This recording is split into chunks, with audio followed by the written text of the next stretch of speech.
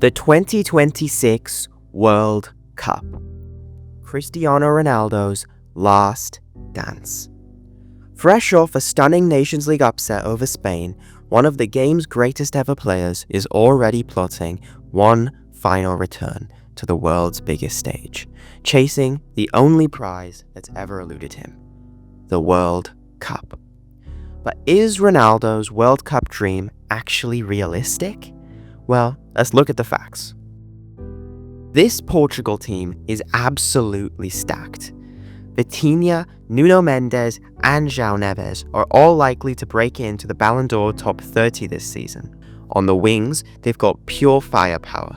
Bernardo Silva, Rafael Leao, Pedro Neto, Francisco Conceição, and Trincao are all players who have been absolutely amazing over the course of the Euros, the qualification, and the Nations League season. And of course, leading the line, one of the greatest ever players to step on a pitch, Cristiano Ronaldo.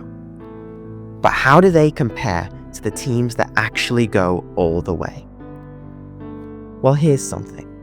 Since the Ballon d'Or era began in 1992, every single final has had something in common for the World Cup.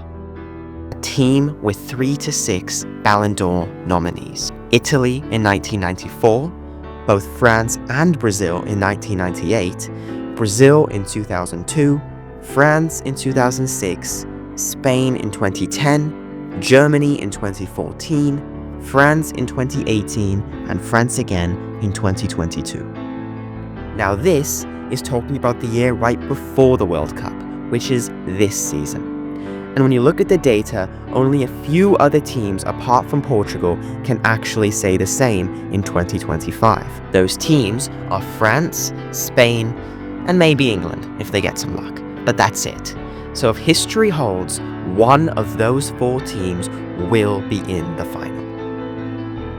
In fact, Portugal, with their talent, their ranking, their youth, and their rise, are actually eerily similar to 2018 France, relying on young superstars and, of course, old leadership.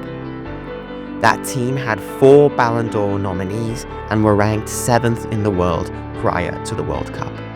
Portugal will also probably have 3 to 4 Ballon d'Or nominees. They've got the names, they've got the youth, and they're ranked 6th as of right now. And beyond the names, the way this team plays is built for tournament success. They dominate possession, often ranking top 3 in Europe over the course of the last couple years.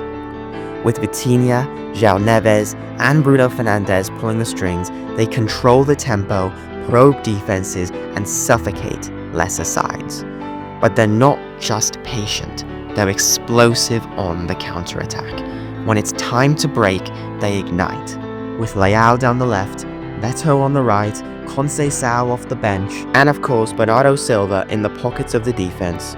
It's a rare blend of control and chaos. A team that plays chess but with rockets on their boots. Yet, for all their balance and all their brilliance, there's one key flaw: finishing. They create chances, they build beautifully, but they've lacked that edge in tournaments. They led the Euro 2024 in XG, but they could not find the back of the net enough to win the tournament. Luckily for them, they have that one player who can make the net bulge when it matters most. Cristiano Ronaldo.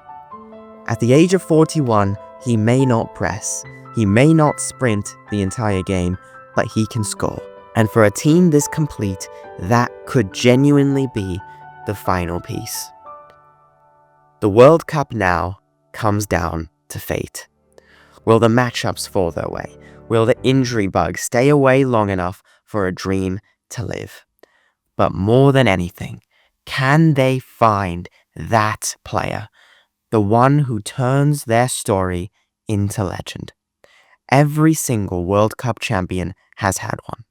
Romario in 94, Zidane in 98, R9 in 2002, Buffon in 2006, both Iniesta and David Villa in 2010, Muller and Götze in 2014, Mbappe and Griezmann in 2018, and of course, Lionel Messi in 2022.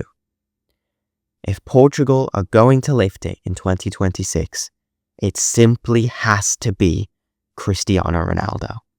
It's not a long shot. It's not a fairy tale. It's a real shot at destiny. And it's Cristiano Ronaldo's last chance to write his perfect ending. Thank you for watching, and subscribe for more.